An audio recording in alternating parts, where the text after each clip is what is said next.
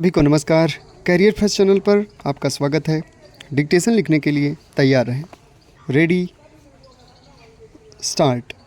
लोकतंत्र में समाचार माध्यमों को अभिव्यक्ति की स्वतंत्रता प्राप्त है।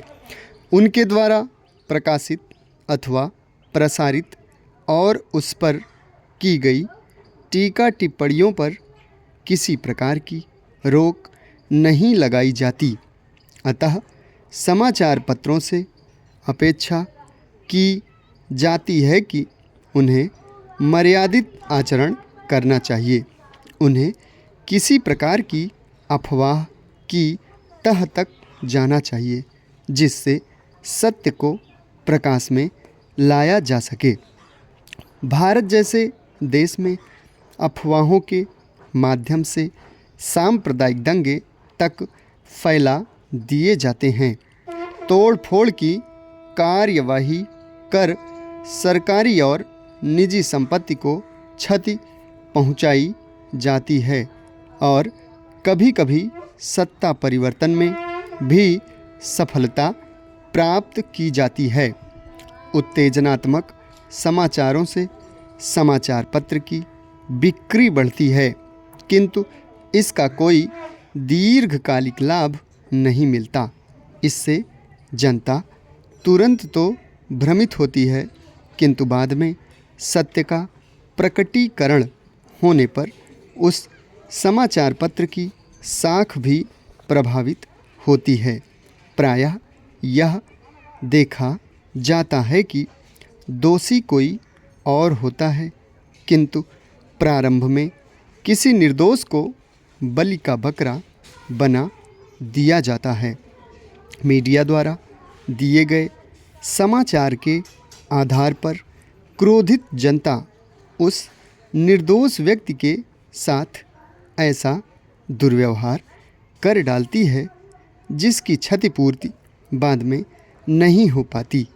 मीडिया को अपने महत्व का स्वयं आकलन करना चाहिए तथा समाचार संप्रेषण में लगे कर्मियों को आत्मानुशासन के लिए प्रेरित करना चाहिए। समाचार को संपादन करने वाले स्टाफ को भी यथेष्ट सजगता का परिचय देना चाहिए। मीडिया से यह अपेक्षा की जाती है कि समाचार संप्रेषण में निष्पक्षता का परिचय दें, किंतु प्रायः यह देखने को मिलता है कि वरिष्ठ पत्रकार किसी विशेष राजनीतिक दल के पक्ष में तथा उसके विरोधी दल के विपक्ष में अपना विचार प्रकट करते हैं। किसी भी प्रलोभन अथवा दबाव में आकर ऐसा करना न तो पत्रकारिता के सिद्धांतों के अनुकूल है और न ही मानवता अथवा नैतिकता है। इनके पक्षपातपूर्ण लेखों और दुर्भावनापूर्ण समाचार संप्रेषणों से जनमानस भ्रमित और प्रदूषित होता है। सत्तालोलुप एवं सुविधाभोगी पत्रकारिता से न तो स्वस्थ लोकमत का निर्माण होता है और न ही राष्ट्रीय हितों को कोई लाभ पहुंचता है। तहलका प्रकरण से ये आभास मिलता है कि खोजी और निष्पक्ष पत्रकारिता के मार्ग में अनेक बाधाएं हैं और कई मामलों में पत्रकारों को अपने जीवन की सुरक्षा के लिए भी चिंतित होना पड़ सकता है। किंतु जब संपादक अपने राजनीतिक रुझान को संपादकीय लेखों में साफ साफ प्रकट करते हैं तो उनके लेख पाठकों की निगाह में हास्यास्पद बन जाते हैं।